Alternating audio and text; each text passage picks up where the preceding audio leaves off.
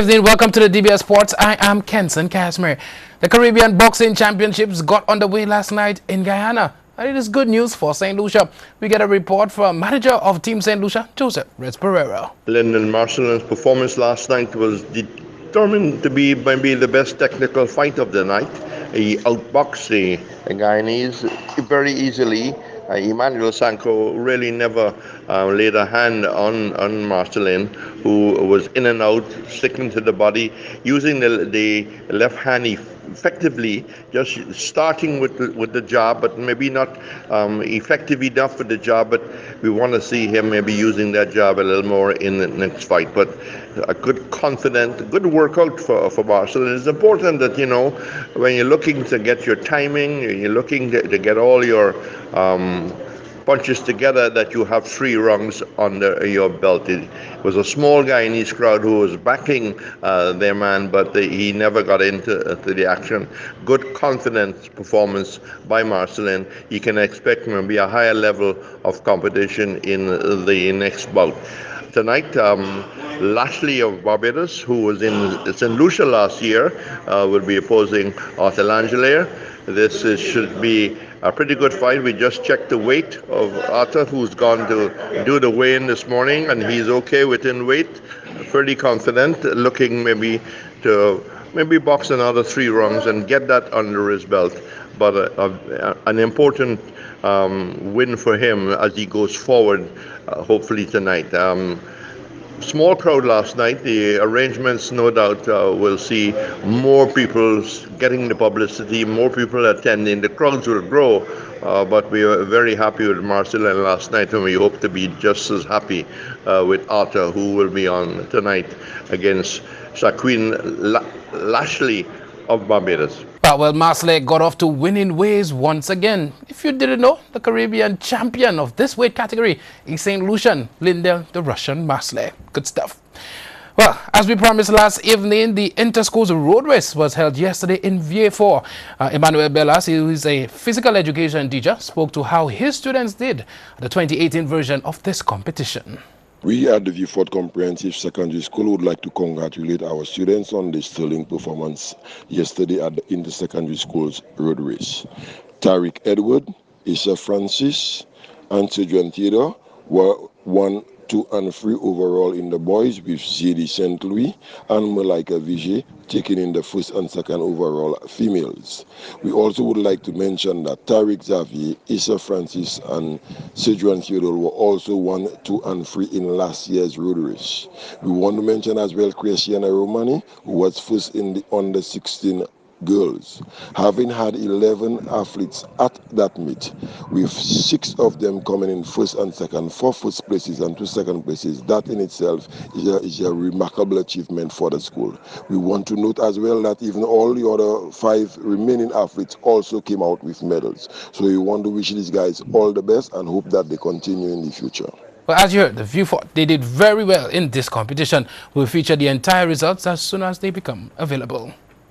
Now, 14 of the island's district teams will be participating in the 2018 St. Lucia Football Association Under-14 Football Tournament, which is scheduled to kick off on Saturday, 15th December at venues island-wide. For the first time, the popular broadcasting station DBS will team up with the reputable St. Lucia Sports Online SLSO to sponsor a youth football competition of such magnitude. At the press launch, Mr. Lyndon Cooper expressed delight in partnering with these entities.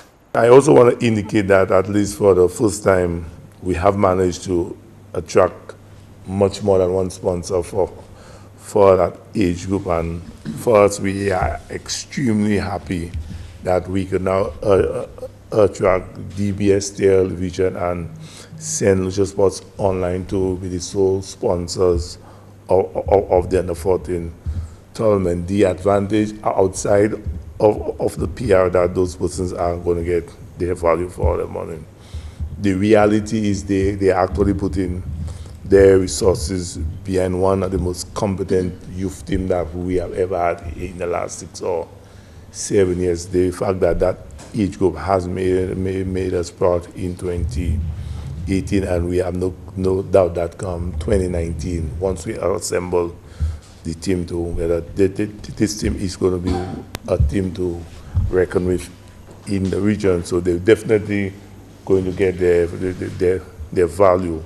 As Mr. Cooper explained, the tournament comes on the backdrop of the island's phenomenal performance at the CFU Under-14 Boys Challenge held earlier this year in the Dominican Republic. The opening round of matches scheduled for Saturday, 15th December 2018 are as follows. Mico, they take on Soufrière at the Dames Playing Field from 10 a.m. Before South, they take on Deriso at the Dames Playing Field at 12 p.m. Central Castries, they will take on Dennery at the Babia Valley at 2 p.m. Ancillary, they take on Grosley at the Mabia Valley at 4 p.m. And Canaries, they take on Marsha at the Marigot Playing Field from 10 p.m. And South Castries, they also play Monrepo at the Marigot Playing Field from 12 p.m. Well, this competition fits nicely into the SLFA's programming as they recently completed the primary schools district football competition. At the press launch on Thursday, competitions coordinator Evastus Augustine evaluated the results of this competition. The primary schools component, this is the third year that the SLFA has been involved.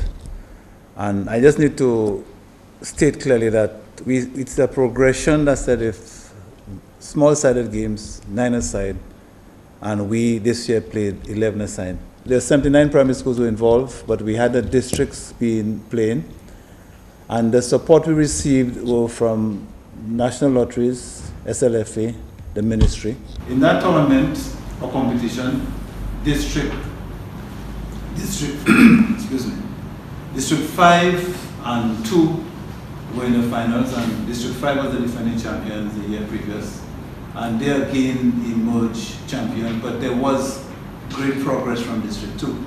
And I can say there was some level of luck for one of the districts, that's why they probably made it. But if you looked at the calculations that were made, District 2 should have done much better than they did, but I guess the final penalty takeout nose came in, and I guess it had its effect.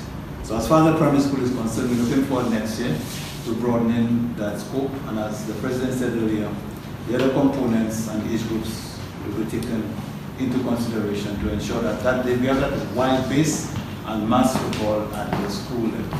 Well, the progression and the vision is clear. First, the primary schools football competition, which ended in early November. Now, the SLFA, DBS and SLSO sponsored District Under-14 football tournament.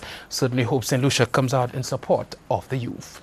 Well, action in the ever-exciting Veterans Football Tournament returns to the Philip Master Grounds in Vieux-Fort this weekend. On Saturday at 6 p.m., Ancillary Veterans, they will take on Soufrière Veterans. Then at 8 p.m., home team Vieux-Fort South, they will come up against Congorians.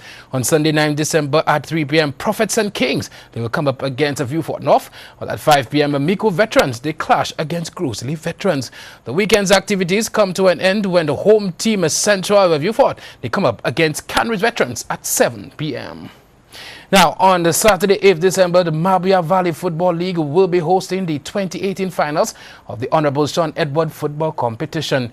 In matches scheduled for the Larisos Playing Field at 5:30 p.m. Togetherness Youth, they will battle survivors in the third place playoff. The curtains come down on the tournament when Rovers United, they take on Chesters in the grand finals at 7:30 p.m. Rovers again. Now, the St. Lucia National Female Rugby 7 team, they leave the island on Friday, 7 December 2018 to participate in the Mitsubishi Electric Rugby Barbados World Sevens from the 8th to the 9th of December at the Kensington Oval in Barbados. Now, the 14-person contingent includes 12 players and includes Roger Butcher as the manager and Miss Zania Allen as physiotherapist. The female team consists of Leona Alexander, Genesis Alfred, Kira Donnelly, Keisha Edgar, Jemiah Everest, Mylene Grunberg, Electra Marcel, Kamika President, Winnie Della Rene, Mary Roberts, Nelta Samuel, and Sonetta VG. Miss Chantel John, who coached this present female team, will once again be officiating at this current tournament. Well, we take a break. When we get back, we have so much more for you, and of course, you don't want to miss our So Sad moment of the week.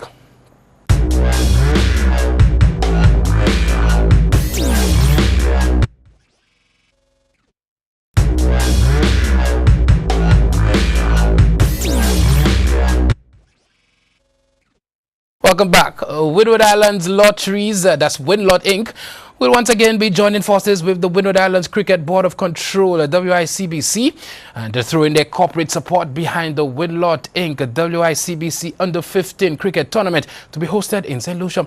Winlock Inc., which is owned by the 4 lotteries in the Windward Islands, will provide sponsorship in excess of $150,000 for tournament's expenses, including covering the uniforms, travel, accommodations, meals, trophies and prizes. St. Lucia, they played their first game in this tournament on December 10th, 2018 at the Grosley playing field from 9:30 a.m.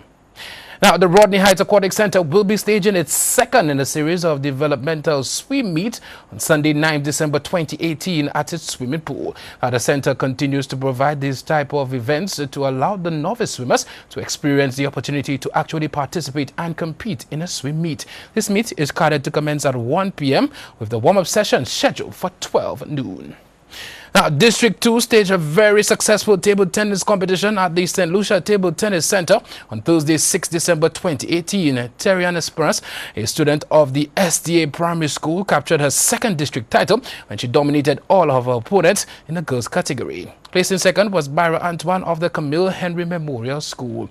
In the boys category, Shane Edgar, a student of the Camille Henry Memorial School, played unbeaten to capture the male title. His teammate Alex DeVoe placed second. Well, matches continue in the Dr. Gail T.C. Rigobert Netball Tournament this coming weekend. On Saturday, 8th December, Ballers Invasion, they play Fusion Passion, while Monrepo Jet Setters, they take on Eagles Netball Club. Then on Sunday, 9th December, Eagles, they play Grassroots, and Monrepo Jet Setters battle it out against Lemonade Ballers. The English Premier League, it continues this weekend with yet another mouth-watering encounter. At 1:30 tomorrow, Chelsea, who have struggled for the last, well, just to say at least for the last couple of weeks, they will take on champions Manchester City. Sad. In the other encounters this weekend, Arsenal, they will take on Huddersfield, Manchester United will take on Fulham, Liverpool will take on Bournemouth, while Tottenham will take on Leicester City. Well, now for our suicide moment of the week. A dog has hilariously come to the rescue to prevent a goalkeeping error from resulting in a goal in a third division football game in Argentina. The goalkeeper appeared to have cost his team an easy goal when he booted the ball directly into another player who took possession and fired a shot towards what he thought was an empty net. However, a stray dog just happened to sprint across the line to heroically block the shot with his boot. Take a look. Quiero que lo conozca, el Bobby. Estamos hablando del Federal A. Miren lo que hace el Bobby, se metió a la cancha y evitó un gol. Apareció el Rope, sí, apareció. Y claro, los de afuera son de palo, el perro también. Evitó un gol, mirá, pimba. La sacó aparte y la mandó al córner. Yo te digo algo. La mandó al córner, espectacular. Ese perro hay que darle lomo, espectacular, sí, ojo de bife hay que darle. Vamos, Bobby. Wow, well, you will say that's not that sad. But could you imagine that team still went on to lose that game 3-0? So hold up. You guys had 11 guys on the field, got assistance from a stray dog on the field, yet you still lost 3-0? Wow, that sounds like a result only Jose Mourinho and Manchester United would pull off. And that, my friends, is sad. So sad. That's sports. The DBS News continues after the break.